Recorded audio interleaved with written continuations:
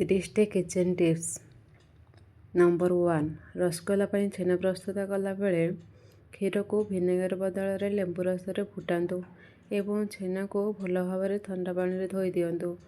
ଏହାଦ୍ୱାରା ଲେମ୍ବୁର ଖଟା ଅଂଶ ଚାଲିଯାଏ ଏବଂ ରସଗୋଲା ଅଧିକ ସ୍ପଞ୍ଜି ହୁଏ। ନମ୍ବର 2,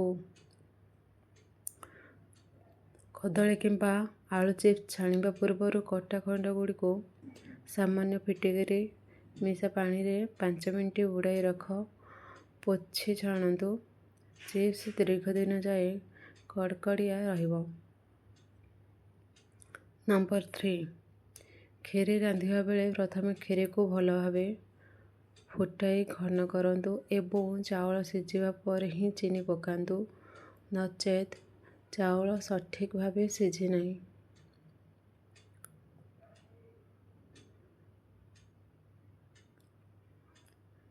ନମ୍ବର 4,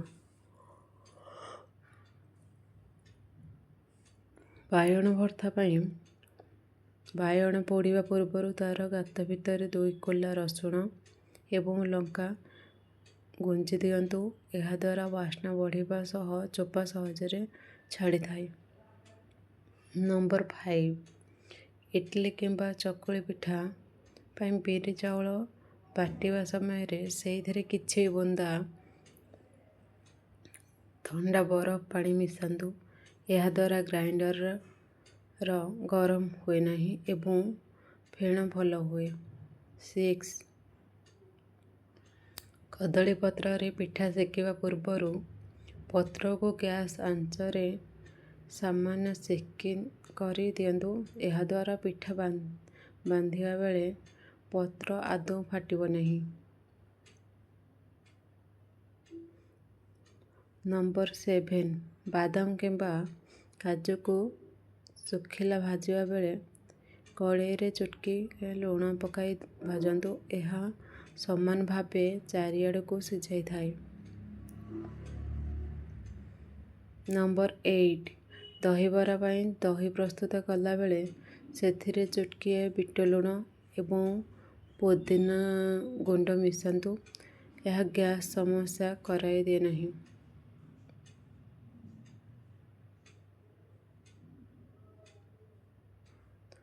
ନମ୍ବର 9, ଶୁଖିଲା କଡ଼େଇରେ କେବେ ବି ହଳଦୀ କିମ୍ବା ଲଙ୍କାଗୁଣ୍ଡ ସିଧା ପକାନ୍ତୁ ନାହିଁ। ସର୍ବଦା ଅଳ୍ପ ପାଣି ଗୋଳାଇ ମସଲାରେ ଢାଳନ୍ତୁ। ନମ୍ବର 10, ସବୁଜ ମଟରକୁ ବର୍ଷ ସାରା ରଖିବା ପାଇଁ ତାକୁ 1 ମିନିଟ୍ ଫୁଟନ୍ତା ପାଣିରେ ଚିନି ପକାଇ ସିଝାନ୍ତୁ ଏବଂ ତୁରନ୍ତ ବରଫ ପାଣିରେ ପକାଇ ଜିପ୍-ଲକ୍ ବ୍ୟାଗରେ ଫ୍ରିଜରେ ରଖନ୍ତୁ। ନମ୍ବର 11, ସପ୍ତାହକୁ ଅତି କମ୍ରେ 3 ଦିନ ଲୁହା କଡ଼େଇରେ ତରକାରୀ ବା ଭଜା ରାନ୍ଧନ୍ତୁ। ଏହାଦ୍ୱାରା ଶରୀରରେ ରକ୍ତହୀନତା ସମସ୍ୟା ଦୂର ହୁଏ। ନମ୍ବର 12, ଗରମ ତେଲ ବା ତରକାରୀ କାଢ଼ିବା ପାଇଁ ପ୍ଲାଷ୍ଟିକ୍ ଚାମଚ ବଦଳରେ କେବଳ ଷ୍ଟିଲ୍ କିମ୍ବା କାଠ ଚାମଚ ବ୍ୟବହାର କରନ୍ତୁ।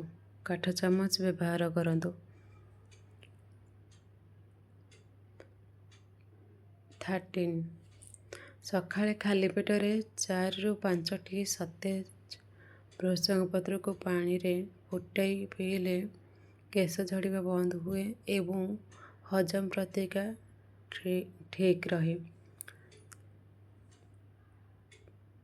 14, ଛୁରୀକୁ ବ୍ୟବହାର ପରେ ଓଦା କରି ରଖନ୍ତୁ ନାହିଁ। ସର୍ବଦା ଶୁଖିଲା କପଡ଼ାରେ ପୋଛି ରଖିଲେ ସେଥିରେ କଳଙ୍କି ଲାଗେ ନାହିଁ। 15, ସପ୍ତାହକୁ ଅତି କମ୍ରେ 2 ଦିନ ମାଟି ହାଣ୍ଡିରେ ଡାଲି ବା ତରକାରୀ ରାନ୍ଧନ୍ତୁ। ଏହା ଖାଦ୍ୟର ପୋଷକ ତତ୍ତ୍ୱକୁ 100% ସୁରକ୍ଷିତ ରଖେ। 16,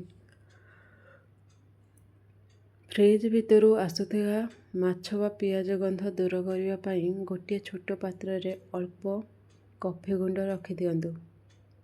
17. କ୍ଷୀର ବା ଜୁସ୍ ରଖୁଥିବା ପ୍ଲାଷ୍ଟିକ୍ ବୋତଲ ଭିତର ସଫା କରିବା ପାଇଁ ସେଥିରେ କିଛି କଞ୍ଚା ଚାଉଳ ଦାନା, ଲିକ୍ୱିଡ୍ ସୋପ୍ ଏବଂ ପାଣି ପୁରାଇ ଜୋରରେ ହଲାନ୍ତୁ। 18. ଗ୍ୟାସ୍ ଚୁଲି ପାଖ ଗ୍ରାନାଇଟ୍ ପଥରକୁ ନୂଆ ଭଳି ଚମକାଇବା ପାଇଁ ପାଣିରେ କିଛି ବୁନ୍ଦା ଭିନେଗାର ଏବଂ ଲେମ୍ବୁ ରସ ମିଶାଇ ପୋଛନ୍ତୁ। 19. ପିଆଜ ବା ରସୁଣ କାଟିବା ପରେ ହାତରୁ ବାସ୍ନା ଛଡ଼ାଇବା ପାଇଁ ହାତକୁ କୌଣସି ଷ୍ଟିଲ୍ ଚାମଚ ବା ପାତ୍ରରେ ଘଷି ପାଣିରେ ଧୋଇ ଦିଅନ୍ତୁ। 20. କିଚେନ୍ ସିଙ୍କ ପାଇପ୍ରେ ପାଣି ଜମି ରହୁଥିଲେ ସେଥିରେ ଅଧା କପ୍ ବେକିଂ ସୋଡ଼ା ପକାଇ ଉପରୁ ଏକ କେଟେଲ୍ ଫୁଟା ଗରମ ପାଣି ଢାଳନ୍ତୁ। କାଚ ବୋତଲରେ ଠିପି ଖୋଲୁନଥିଲେ ଠିପି ଚାରିପାଖରେ ଗୋଟିଏ ରବର ବ୍ୟାଣ୍ଡ ଗୁଡ଼ାଇ ଖୋଲନ୍ତୁ, ହାତ ଖସିବ ନାହିଁ। ଆଳୁ ପରଟା ପାଇଁ ଚକଟା ଆଳୁ ପ୍ରସ୍ତୁତ କଲାବେଳେ ସେଥିରେ ସାମାନ୍ୟ ଚାଟ୍ ମସଲା ଏବଂ କସ୍ତୁରୀ ମେଥି ମିଶାନ୍ତୁ, ପରଟା ଫାଟିବ ନାହିଁ। 23. ଲେମ୍ବୁକୁ ଚିପୁଡ଼ିବା ପୂର୍ବରୁ ଚଟାଣରେ ହାତ ପାପୁଲିରେ ଜୋରସେ 2-3 ଥର ଗଡ଼ାଇ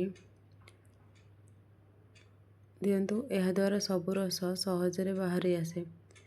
24. ମିକ୍ସର ଜାର୍ ତଳକୁ ପାଣି ଲିକ୍ କରୁଥିଲେ ତା'ର ରବର ରିଙ୍ଗକୁ 10 ମିନିଟ୍ ବରଫ ପାଣିରେ ରଖିଦିଅନ୍ତୁ, ଏହା ପୁଣି ଟାଇଟ୍ ହୋଇଯିବ। 25. ଓଡ଼ିଆ ଘରର ପ୍ରିୟ ଆମ୍ବୁଲକୁ ବହୁତ ଦିନ ସାଇତି ରଖିବା ପାଇଁ ସେଥିରେ ପ୍ରଚୁର ଲୁଣ ମାଖି କାଚ ବୋତଲରେ ରଖନ୍ତୁ। 26. ଚାଉଳ ପ୍ରଥମ ଥର ଧୋଇବା ପରେ ଦ୍ୱିତୀୟବାର ପାଣିକୁ ଫିଙ୍ଗନ୍ତୁ ନାହିଁ। ଏହି ପାଣିରେ ମୁହଁ ଧୋଇଲେ ତ୍ୱଚା ଚମକେ ଏବଂ ଏହା ଗଛ ପାଇଁ ଭଲ ଉତ୍କୃଷ୍ଟସାର। 27. ଗରମ ଦିନେ ରୋଷେଇରେ ବା ଚଟଣୀରେ ପୋଦିନା ପତ୍ର ଅଧିକ ବ୍ୟବହାର କରନ୍ତୁ, ଏହା ପେଟକୁ ଥଣ୍ଡା ରଖେ ଏବଂ ଲୁ ବା ଗରମ ପବନରୁ ରକ୍ଷା କରେ। 28. ଭେଣ୍ଡି କିଣିବା ବେଳେ ତା'ର ଅଗ୍ରଭାଗକୁ ହାତରେ ଭାଙ୍ଗି ଦେଖନ୍ତୁ, ଯଦି ତାହା ସହଜରେ ମଡ୍ କରି ଭାଙ୍ଗିଯାଏ ତେବେ ତାହା ସତେଜ ଏବଂ ରୋଷେଇ ପାଇଁ ଉପଯୁକ୍ତ। 29. ତରକାରୀ ବା ଡାଲମାରେ ଭୃଷଙ୍ଗ ପତ୍ର ପକାଇବା ବେଳେ ତାକୁ ଗୋଟା ନ ପକାଇ ସାମାନ୍ୟ ହାତରେ ଚିରି ପକାନ୍ତୁ, ଏହାଦ୍ୱାରା ତା'ର ସମ୍ପୂର୍ଣ୍ଣ ପୋଷକ ତତ୍ତ୍ୱ ଖାଦ୍ୟରେ ମିଶିଥାଏ। 30. ଖଡ଼ା ବା ପାଳଙ୍ଗ ଶାଗ ରାନ୍ଧିବା ସମୟରେ କେବେ ବି ଲୁଣ ପ୍ରଥମରୁ ଦିଅନ୍ତୁ ନାହିଁ, ଶାଗ ସିଝି କମିଯିବା ପରେ ହିଁ